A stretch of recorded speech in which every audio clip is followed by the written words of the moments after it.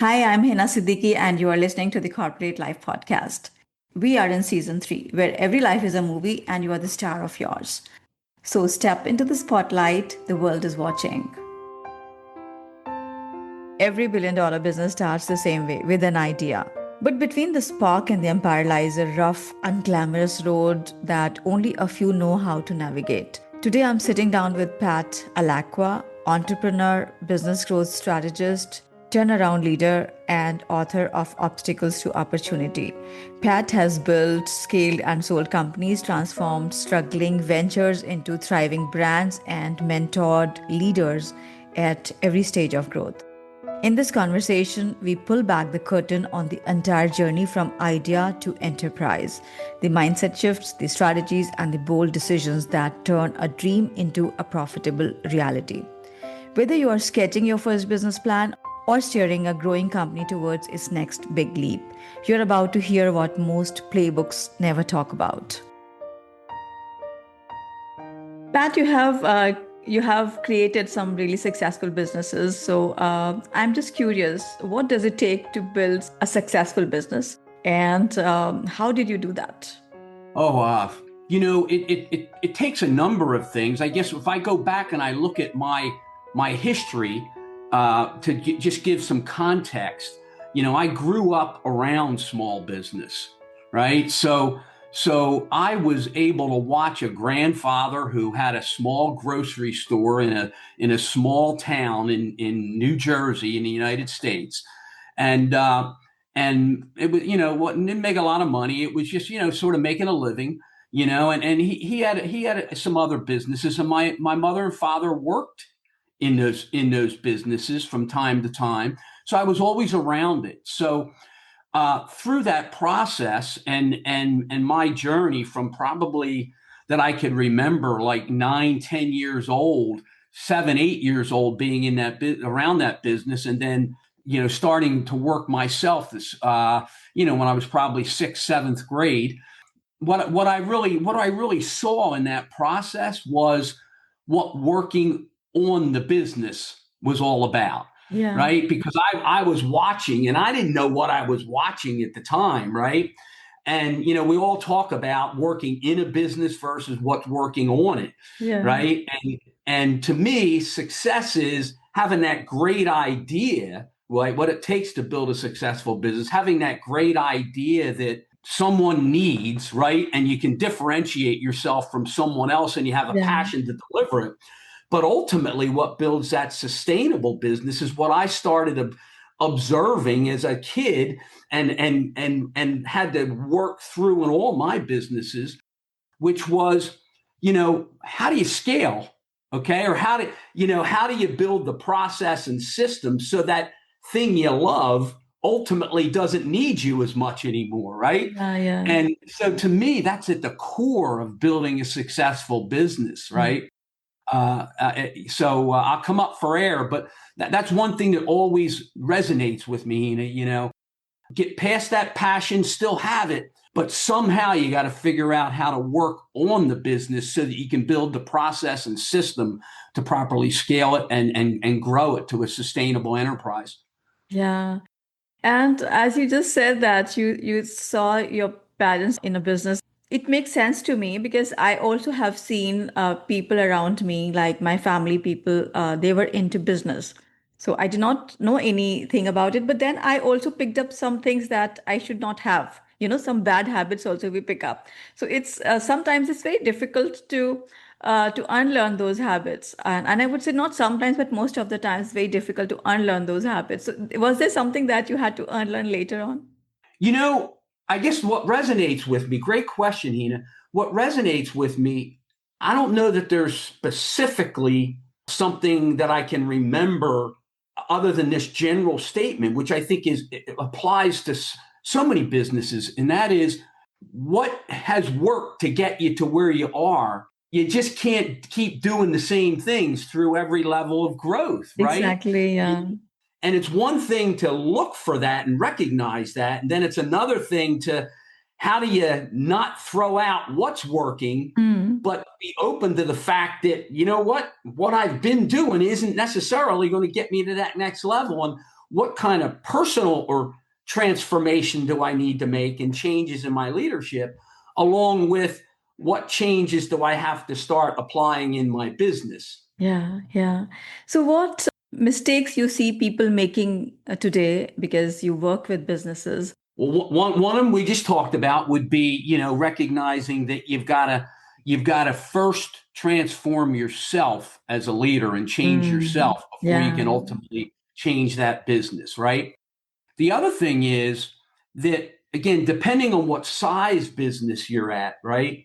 If you look at that, whether you're in the startup phase of the business, or the growth phase, or what I call the maturity phase, there are different things that you have to do to make that business work, right? mm, And in doing that, the changes in yourself, we focus on our identity yeah, around what we've personally done. Okay, I mm, think we all do. Or something else I always talk about is we have this need for control. yeah, So how do we keep controlling but yet let go, yeah, right? yeah, yeah. Okay, and then we all have this need to be liked at some level, and it's Need the for emotional, approval. right? And it's the emotional mindset Yeah, side of the obstacle. So whatever obstacles there, the way I always like to look at it is we have to look in the mirror and we have to redefine where we get our identity from. For instance, at certain stages of my growth, I feel really good about what I accomplished, right? And that drove what obstacles I saw, or how I maybe overcame those obstacles, yeah, right? So I had to recognize, geez, I need to get my identity out of outcomes and how I'm getting them done through other people yeah, and not myself. And being the control freak that I am, and I'm a perfectionist, I had to learn how to manage that. mm, Okay. And in that process, because I couldn't, I had to, I'm a thinker, and like many people are in business, but you sometimes you can think too long, and you got to ultimately get started yeah, and then embrace the pivots. So some of the universal obstacles, I think, they center around those core psychological issues, if that makes mm, sense. yes, Okay, and it creates, the obstacles are, you might be a bottleneck, but why are you a bottleneck, right? Or you're not using the right systems to scale the business, yeah. but why aren't you using them? And everyone tells us about the systems, but they don't always help us see those mindset shifts that we have to make. Exactly. I totally agree with you on this. It's basically people are talking about more of strategies, people are talking about more of systems, which is definitely important. But then the more important thing is being. Like I say that it's 80% being and 20% doing, because what you are, you would make choices from that place, right? From that place of being. So the biggest mistake that I see people making is this, that they don't work on themselves, they work on their businesses really hard, as you said rightly in the beginning. Also, there's need for control, need for approval. I can so much relate with that because I have done that in my business also. Like it's like more of the numbers game. I get it. It's nice, but then it doesn't have to be taking your sanity away. Absolutely. It really can, because, a lot of those things are what got you successful in the Hmm. first place, right? And Yes. that old thing we always talk about, right? People talk about many ways. Our greatest strengths can become our greatest weaknesses, right? Because Hmm. the extremes of those things, right? Yeah. And so some of those things, and how we look at things and how we think, right, Yeah. and how we feel about things, they got us to where we are, Yes. but Yes. but how do we play that inner game and make those adjustments, Yeah. in going forward, is just so important. It's so. And it's really how you have to think differently. Yeah. So you talk about disciplined thinking. Would you like to talk a bit about that? Great topic. I had a mentor that really, I've always been a thinker, if you will, but boy, I didn't know how to think until I had this mentor that came in when I was making the change, Hina, from that entrepreneurial driven company that one that had to be more of a blend of Hmm. entrepreneurism and the term professional management, right? Or management systems, right? And one without the other, you can't really have a sustainable enterprise, right? So boy, he taught me what I call disciplined thinking, and he actually gave me the term, which is, how do you learn how to give time to thought, not paralysis analysis, but maybe not as much ready, fire, aim either, Yeah. right? How do you find that common ground, right? But in that, I think in today's world of overwhelm, we don't take the time to slow up and think. But when we do, we don't have a lot of time. So the discipline part of it is take the time to not speed up, but to zoom out and slow down and see what you're trying to accomplish, Yeah. because you'll move even faster, right? Once you start to implement. But in doing that, how do you whittle away all the unimportant? Hmm. Right? And in leadership, our job is to make things simple, right? People we're leading, for the people that we lead. But if we don't give it enough thought and what I call embrace the complexity, Yeah. okay, to whittle away, to make it simple, Hmm. we end up speaking in activities instead of outcomes. And then when we do that, we hold on to ownership of the how Yeah. instead of leaving the how up to the people that we're leading. And so I guess the last thing I'll say, what disciplined thinking to me is it's really hard, okay? Because to take the time to do it, I always compare it to like digging a ditch. Picture this, we take out this shovel and we all want to we'll take one dig of that hole, okay? And we'll shovel out the dirt. And then we want to get moving. But the real gold is about, 6 shovels down. All right. And if we really think and dig those next 5 or 6 shovels, we'll identify the outcome that we're Hmm. trying to accomplish. And then it'll really help us better communicate the outcomes to the people on our teams Yeah. so that they can do a better job of saying, oh, now I got clarity. I know exactly what we're trying to accomplish. Hmm. Now they'll get in there and roll up their sleeves and work together on how we do it. Yeah. So to me, disciplined thinking is carving away all the unimportant Yeah. to know where you're trying to go, clarity, and then, it helps you put the right path in place to get from point A to point B in the most efficient way.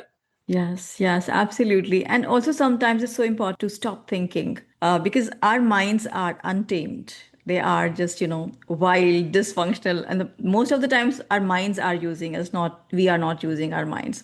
So when we are thinking so much unimportant stuff, so much, just endless thinking, which is most of the times negative and useless, we get in that process of endless thinking, you know, and then that makes us feel stressed and anxious and lots of different negative things in our business, and we make choices from that position. So I like that, like slowness of thinking is so important, right? That you get some time and sit down, just have that time and think only in those times, right? This is working for me very well because this is what I just adopted when I started practicing that mindfulness and all that stuff. I realized that I was thinking too much. And most of the times I was thinking just useless and negative stuff, like what happened in the past. And there was no sequence, as you know. So I started this schedule my thinking time when I sit down and think about something. And then the rest of the times, whenever I think of something, I just come back to my breath. I know that I'm not 100% perfect with it, but this is what I practice. And this has worked really well for me. So I understand what you're saying by disciplined thinking. Yeah. And as you're alluding to, it's like the right level of it is situation dictates that as well as Yeah. people. It's like for somebody like me who overthinks, okay, I've really had to learn how to manage that, Yeah. right? And but why do I overthink? Or why does somebody want to move more quickly to implementation? Okay, it's because we're in our own ways, we're trying to get at the uncertainty of Mm. action, Yeah. right? So do the best you can and then take action and Yeah. then embrace the change, right? And Exactly. embrace the pivots. Yeah. because no matter how much we think, whichever end of the spectrum we're on that is do the right amount of thinking so that you at least, I always say, know that what step you need to take at a minimum and what that next step is. Forgetting long-term vision and things of that for a Mm. second, right? But in implementing, what are the next few steps? Yeah. And if you see them clearly and you have a good vision, just embrace the step and then embrace the pivot, because that will reveal whether you're on the right track or you need to make an adjustment, right? But if we Yeah. spend too much time thinking or not enough time thinking, we Yeah. won't see those clues Yes. Yeah. for what the right pivots are. Right, absolutely. I totally agree with that.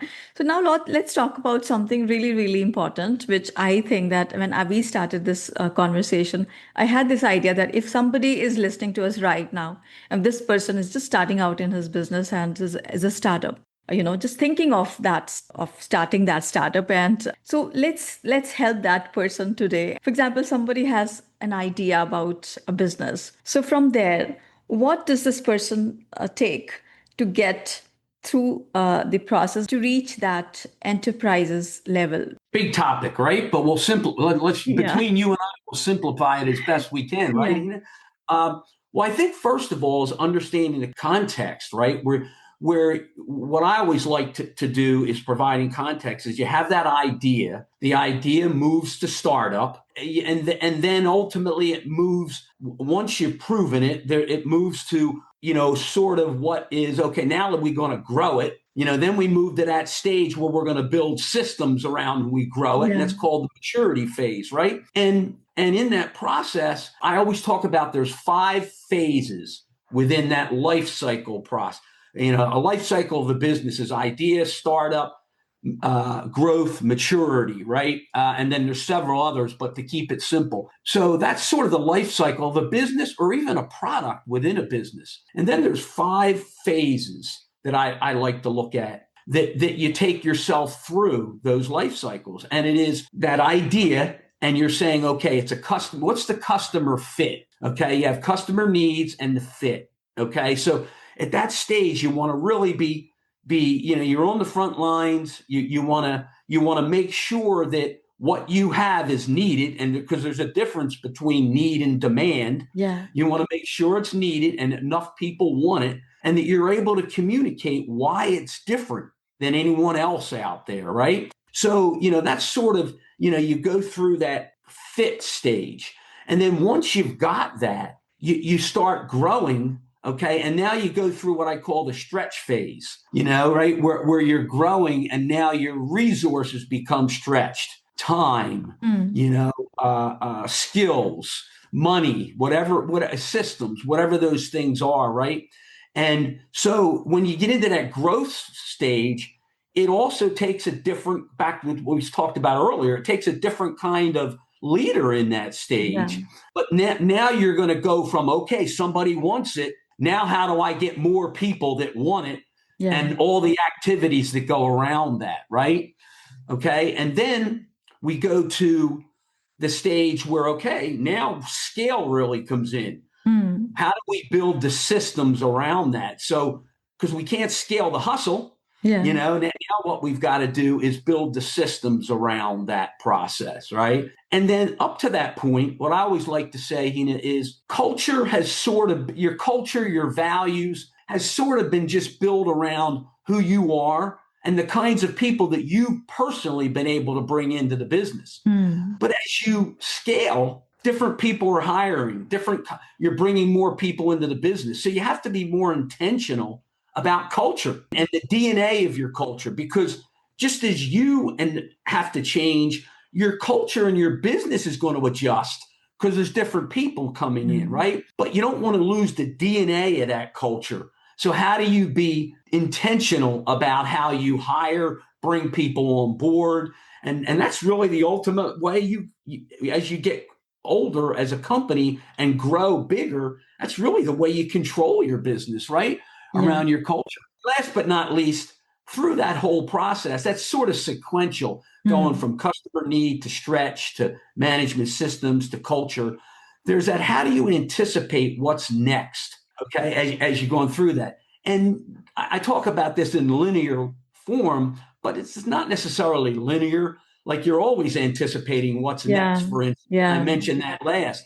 But especially today's world of uncertainty, how do you anticipate what's next? Hmm. So I think that's what I view as the journey, sort of at 10,000 feet, right? You got a life cycle, and then you got the phases within those life cycles, and recognizing that every one requires a different kind of leadership and requires different things to scale your way through that. People like CEOs and founders I work with, and I see that they want to serve everybody. They don't want to exclude anybody, right? They want to have as big as possible the customer base. They would not like to narrow down like what is the kind of customer they would like to serve, right? So this is basically when we say that ICP, like, the customer persona we make. People want to be everything to everybody. I think this is also something that they need to be really clear on very early, that who is the person that they would like to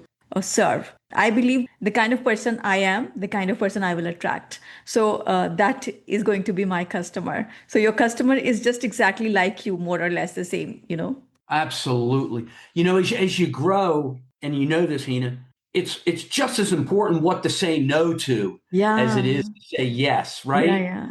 And we all look at things and we say the customer is always, I always also add to that, and I say the customer is always right. And I Hmm. said, but that's not true. That's not the Yeah, first that's thing. not true. Yeah. The first thing is you choose the customer, right? Yes, yes. And then once you choose the customer, then the customer's always right. That's how, at least how I look at it. And so much comes from really identifying who is that sweet spot for who your customer is, because Yeah. it impacts everything throughout your company. And Right. and knowing what to say no to is so very important. I love that you said that there are so many shiny things in the world today, that lots of messages that we keep getting on LinkedIn. Like, for example, I'm getting many messages like they want me to be a co-founder in their company, and I was like, oh my God, this is something. And one of my friends, he said, why don't you explore that opportunity? I said, there's so many opportunities. How far can you go with every opportunity to think it through? And this is just waste of energy and time. So there's something you call like a 3C process, which is about making decisions. So would you like to walk us through that? Yes, absolutely. I think what you're referring to is my three C's Yes. process. And I look at that as that process helps me with tackling any challenge, whether it be a problem or an opportunity. And I learned it over the years, right? Of saying, how today we're all focused on frameworks, right? And Hmm. checklists. Those are very important. But what's so much more important is the thinking that goes within them, right? I can Hmm. fill out a template, but Yeah. it's the thinking that goes within. So my three C's process is a template, but what it does is it guides you through thinking, which is more important than the simple process, if that makes Hmm. sense, right? And three C's stand for clarify, chart, and co-align. Clarify meaning in any challenge, opportunity, or problem, clarify what that challenge is. Okay, make sure you're focused on the right thing. If it's a problem, is it the root cause, or are we chasing symptoms? If it's an opportunity, is it one that we want to go after, or Hmm. is it one that we want to say no to, right? Yeah. And then in that, it's so easy to say, we're going to go attack this stuff. But you know what? In a vacuum, it's easy to say, well, let's do this.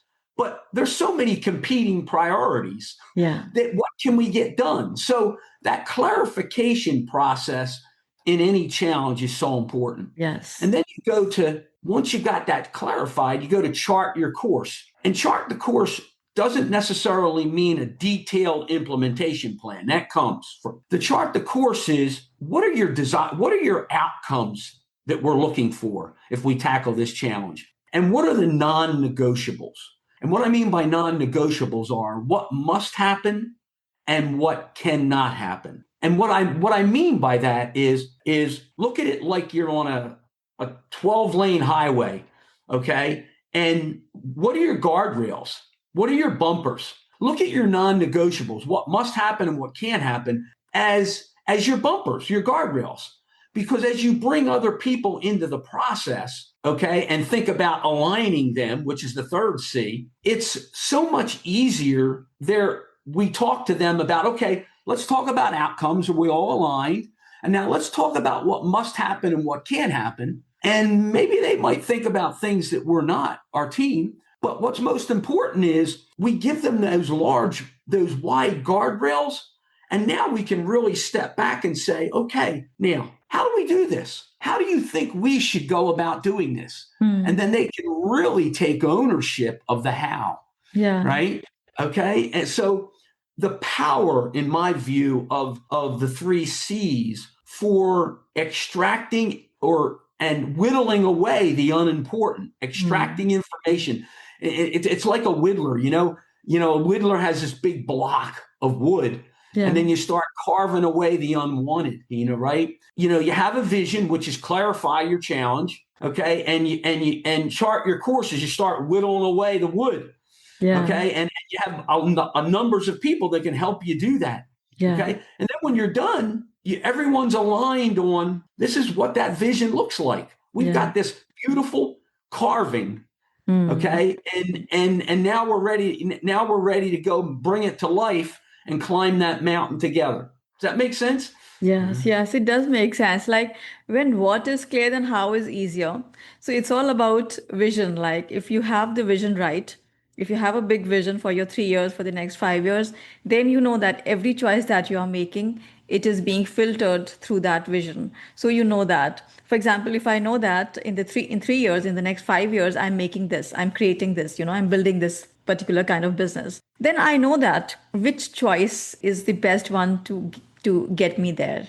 So this becomes so much easier when we do that. Yeah. And the old story is, if you've started for something, you can change from something, right? Yeah. If you don't have clarity before you get started, right? It's so challenging. I had someone that was at the time, this was years ago, that he said to me, it was the president of Porsche cars in the United States. I'll make this quick and short, but he drew on a board. He drew on a board and he said, why is it? He said, look at these two approaches to tackling any kind of a challenge. He said, you have your outcome, you have where you're trying to go, you have implementation, and you have results. Yeah. And he said, why is it that starting point? If you were looking at a whiteboard right now, right? And you had one starting point, and another starting point, and the arrow for implementation, one was longer than the other. And then it hit results. Okay. Well, if the starting and planning side of it was longer and the implementation side was shorter, and we got the results faster, we would all choose that, right? Yeah. But he says, why is it that everyone chooses that short arrow that says the planning, and we end up in that long implementation? And the results are later if we ever get there. Why is that? I tried to design the three C's thinking around, okay, put a little bit of time in clarifying and thinking things through, and then your implementation will be less chaotic, shorter to get to your results. And you know what? You're going to find change, so you'll be able to embrace the pivots a lot better because you've got more clarity along the way. Yeah, clarity is everything. So, as you were talking about the person like we would like to help through this conversation who's listening to us right now and starting something with the intention to make it really big, is the idea that you be very clear about it. Start with the vision that you would like to create, and just don't leave everything on chance. That okay, let's see how things work, how things go. So start with that vision that you would like. What would you like to build in the next 5 years or 7 years or 3 years? And just start from there with the right kind of identity in mind. Right. Absolutely. Yeah. So, and then how do you take that vision into planning, right? So in doing that, Hina, what I always talk about, and I think every situation you get there differently, right? You take the science of something and then you have to adapt it to be successful in another situation, right? But what I find is that so many companies start out, when they start their planning and move from vision to planning, they start out focused on activities. Hmm.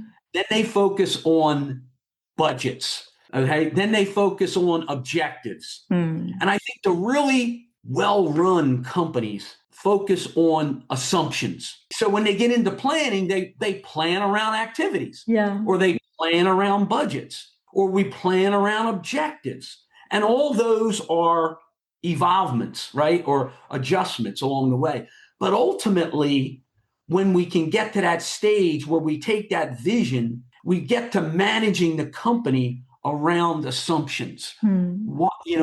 What's happening? What are the trends going on, Yeah. that are impacting my customer and my company? What happens if I don't do anything about them? What happens if I do something? And if I take action, when do I take action? Hmm. Those are the kinds of things.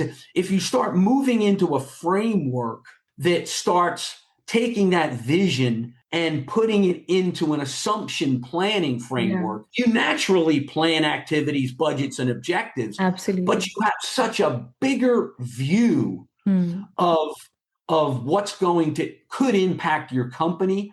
And in a world of uncertainty, nobody's got a crystal ball, right? Yeah. It helps you plan a lot better for the uncertainty when you plan around assumptions you need to make.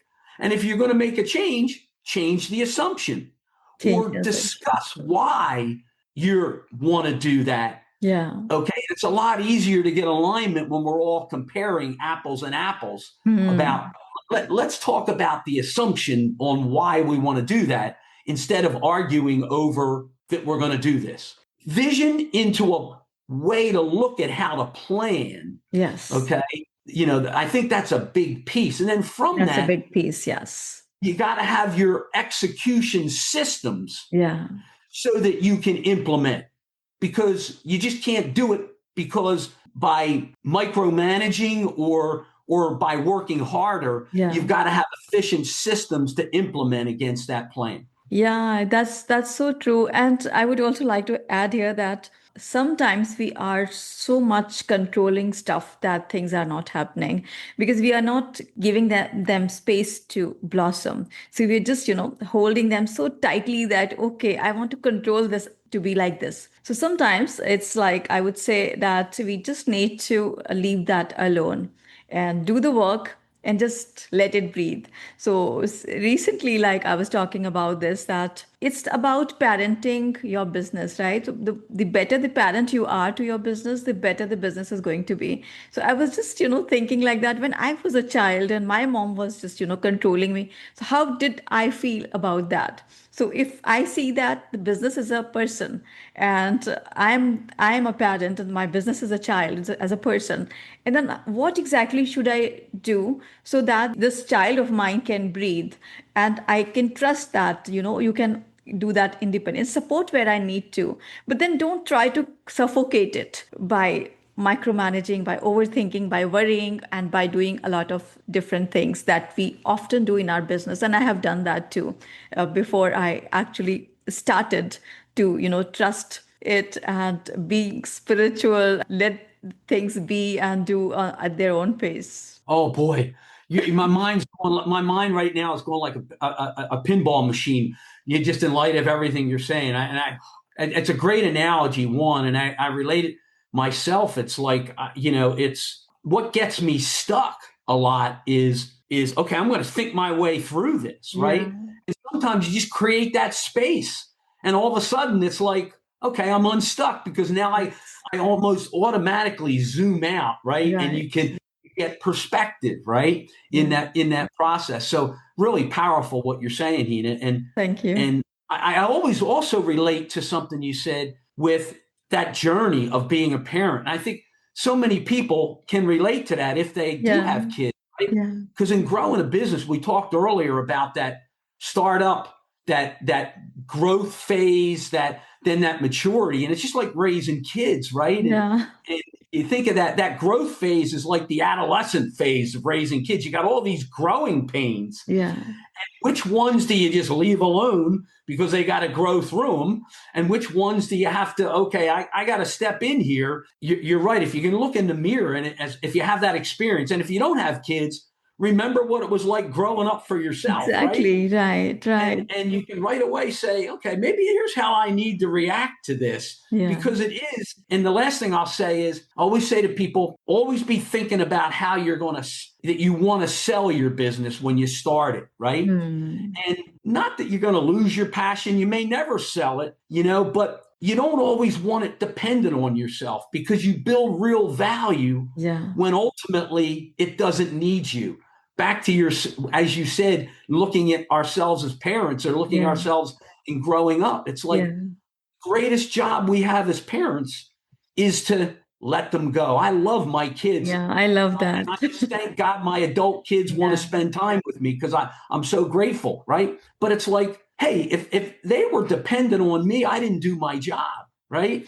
Just like a business, I'm still involved with my kids. Yeah. It's a different relationship, just like a business and an enterprise. But my job was to make it ready to work, make them ready to go on to life without me. And Yeah. that's what our job is in leading a That's, business. yeah, yeah, exactly. So there is that need for control comes in, that we want to control every aspect of it. We want to control how my social media looks. I want to control how my posts do, right? How many reactions or something engagements getting, or how my customers or clients are behaving, or, do they really need me and stuff like that. It's basically just let everything go and be very secure about yourself and your in your positioning. And this is all spiritual process, I believe. It's like the more trust you can give to your business, the more your business will grow. Well, Hina, and what resonates with me is, I would add, obviously not change anything you're saying.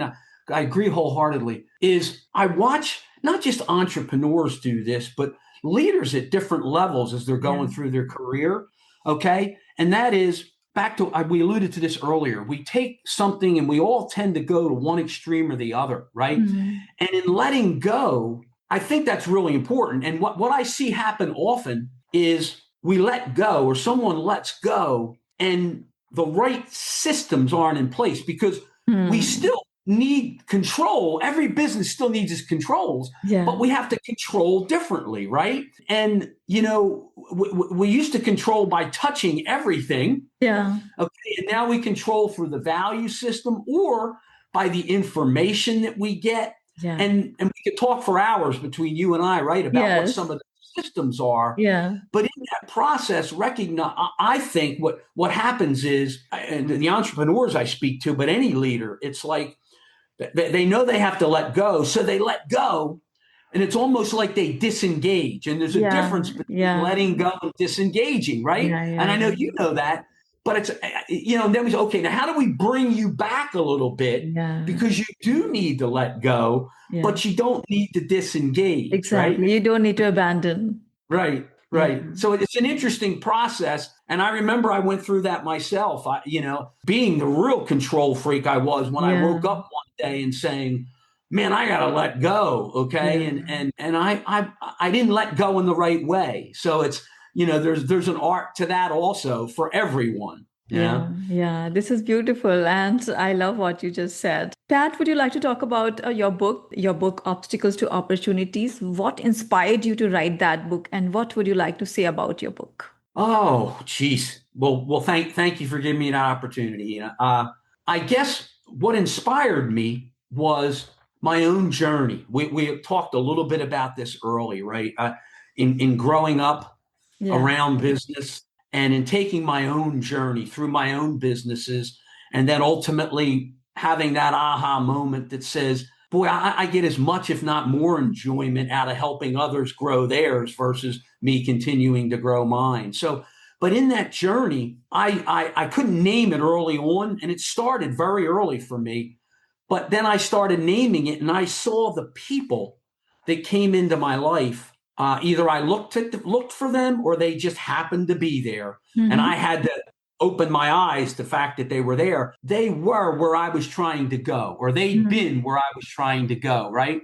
So in that process, it kept me away from so many landmines, because we all learn the most from our mistakes. And trust me, I still made a lot of mistakes, right? Yeah, we all But do. we all do, right? But yet I would have made so many more if it weren't for all these people that along my journey. Yeah. So in that, I wanted to write the book in the same way. So the reason I wrote the book was to say, here's a little bit of my perspective, okay, and my thoughts and frameworks, for what I've learned, a little bit. We talked earlier about the 3 C's, but at the same time, the middle part of my book is there's about, I don't know, 20 some people. Either I worked with, many I didn't. They allowed me to interview them or their friends or people that I knew. And we talked about all their challenges and how they tackled them. So the book is a way to go out to other leaders and saying, if you want one place to get some tips, some ideas, this is it. And I'm really excited because some of the people that have given me feedback say they take a highlighter and they highlight things because there's so many ideas in there. And this is not about me. This is about, there's some of them are mine, but many of them are others. And even some of them are mine I've learned from others, right? So in that, it's big picture stuff, but it's also actionable knowledge. How do you walk away from and take that tip and put it into action today? So I'm proud of that. And I'm thankful for all the people that were part of the book. And I think it's a great resource to keep you away from your landmines in growing your business, because there's navigating your business. I think there's 3 things that you'll always focus on or need to. We're always learning that we have to think differently, plan differently, and execute differently. And how do we do that at every phase of growth, personally, and then for the people that we lead? And this is just, hopefully people will find it as one resource that will help them do that. Okay. So which one chapter you feel the business leaders should read twice from your book? Is a very important chapter right now that I'd like to share. But every one of those story chapters of the other leaders in the book are fabulous. A chapter on collaboration. Okay. And to me, that's such a powerful word, because as we try to scale our businesses, no matter what we're trying to do, okay, there's always a gap in bandwidth, knowledge, or skills. Okay. And we can't do it alone. Back to what we've been talking about, right? And I think there's a way to collaborate successfully. Because I've done it so often, and I've done it where it hasn't worked, and I've watched what does, and I've learned some of the things on how to make it successful, right? And there's a way to do that. So in the book, I talk about a process for collaboration. And I think it's just so important, because even if we have all the knowledge and the skills between ourselves and our team, in today's world of overwhelm, we don't have the bandwidth. We can't do it alone. So I think collaboration is so important. And the last thing I'll say on it, because I can get wordy on this, I'm passionate about this topic, is that in collaboration, it puts you at a table with smart people, maybe smarter. And my definition of smart is not IQ. Okay. It's people that have different experiences than we do. And if you're a lifelong learner, and you better be if you want to lead a company today or lead within it, right? You better be.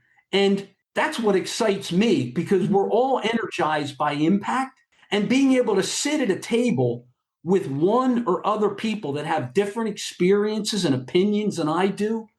I love it.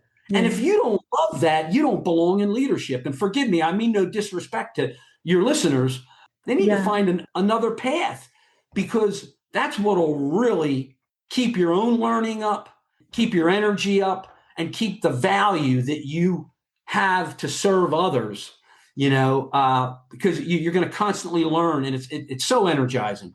Yeah, it's so energizing, and we don't have to do everything alone, because this is something that we have always taught by the society, that it's good to be independent, it's good to do it all by yourself, and we feel that hesitation to reach out for help and support and collaboration. Of course, it works the same way.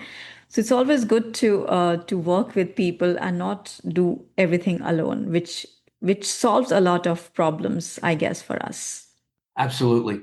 Absolutely. And it gets back to, you were saying some of your listeners are going to be a startup, right? Again, there's so many things that you and or I could tell them, Yes. right? But ultimately, it takes that doer when you start it, but it's less of a doer, if you will, in the definition that we're using Yeah. doer. It's like you need others, and we all need to figure out how we can bring them in with us, as well as learn as much from them as we're trying to teach them, Yeah. and we can't do it without knowing how to collaborate effectively.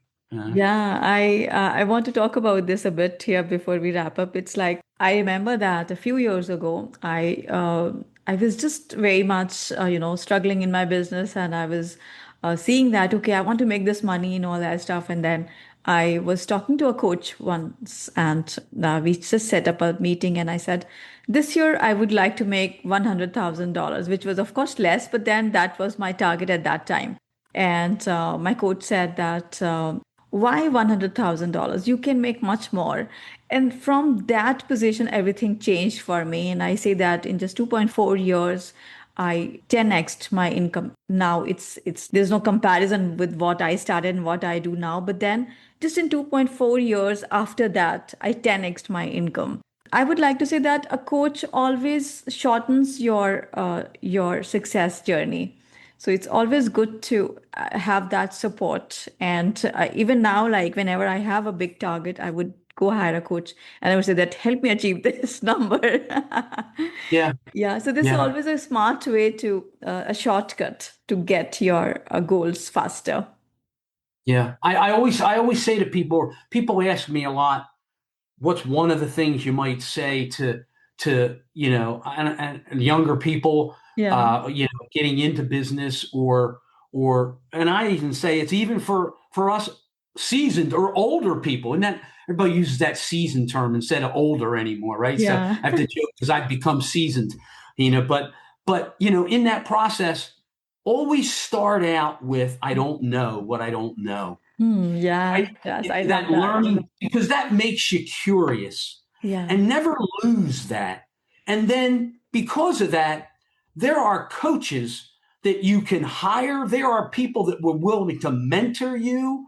There's so many ways to make that line straighter from A to B faster, to stay away from those landmines. Hmm. We just have to, I think, look in the mirror and say, even if I've done this 20 times, I don't know what I don't know right now. Yeah. So if I haven't done this, can I get somebody to help me? Now, not delay maybe taking action Yeah. sometimes, but if you start from there, it gets us away from that we think we know it all kind of thing, or I've been there, done that. I'll stop there because I could continue to talk on that also. But I'm right with you, Hina. You and I are very much philosophically aligned. Yeah, yeah, I could feel that. This conversation was like that. So, what is the best and easiest way to get your book, Pat? I guess that the easiest way is it's on Amazon, Barnes and Noble, on all the online retailers. It's just Obstacles to Opportunity. Or you can go to my website and you can get even more information there at patalacqua.com, PATALACQUA.com. But you can go right to Amazon, or you can get more information and then from my website, and then go from there. Sure. Thank you very much for your time today. I really, really loved it. Thanks, Hina. I appreciate the invite and I appreciate the conversation. Scaling a business is not about doing more. It's about doing the right things in the right order with the right mindset and right energy. Pat's story shows that sustainable success comes from a blend of disciplined thinking, strategic execution, and the courage to let go so your business can grow beyond you. And if you are ready to turn obstacles into opportunities, I highly recommend grabbing his book, Obstacles to Opportunity, and connecting with him at patalacqua.com. And if this episode sparked an idea or gave you a breakthrough, share it with someone who's on their own path from idea to enterprise. Your share might be the nudge they need to build their empire. Until next time, keep playing the starring role in the business movie only you can create. I'll see you next week.